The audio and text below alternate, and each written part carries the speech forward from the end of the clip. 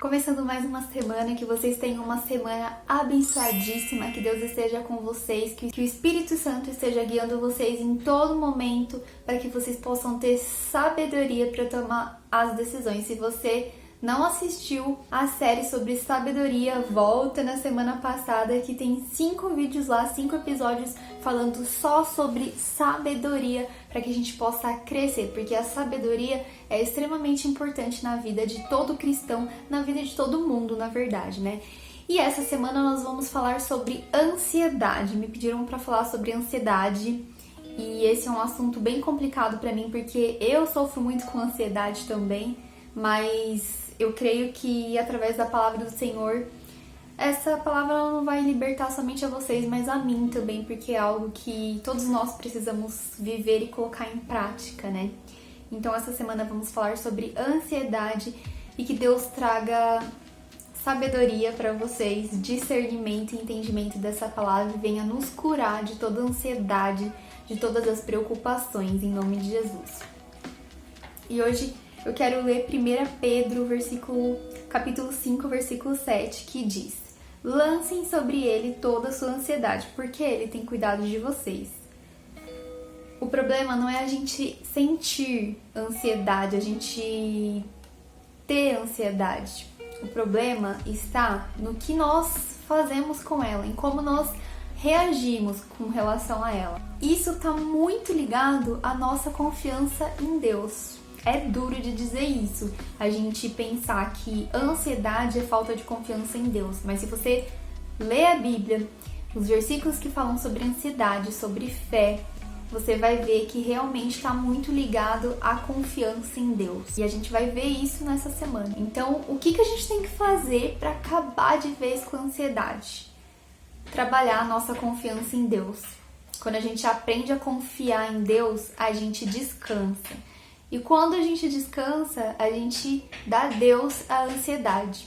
E como a gente aprende a confiar em Deus? Através da palavra, da leitura da Bíblia e através das experiências que nós temos diariamente com Deus. Então, que você possa estar sensível ao agir de Deus na sua vida, porque Deus ele age às vezes nos detalhes e a gente não percebe. E através dessas experiências nós vamos aprendendo a confiar em Deus. Vou dar um exemplo aqui pra vocês. Quando Deus colocou no meu coração de fazer esse novo formato de vídeo aqui no canal, de toda semana um tema específico com 5 episódios falando da palavra de Deus, a primeira coisa que veio na minha cabeça, sabedoria, falar sobre sabedoria na primeira semana. E aí quando eu gravei os vídeos, no dia que eu gravei os vídeos, um monte de gente começou a falar sobre sabedoria. Então eu entrei no Instagram e fui ver um story falando, gente, como é importante a gente buscar sabedoria. Ah, porque a sabedoria é isso e aquilo.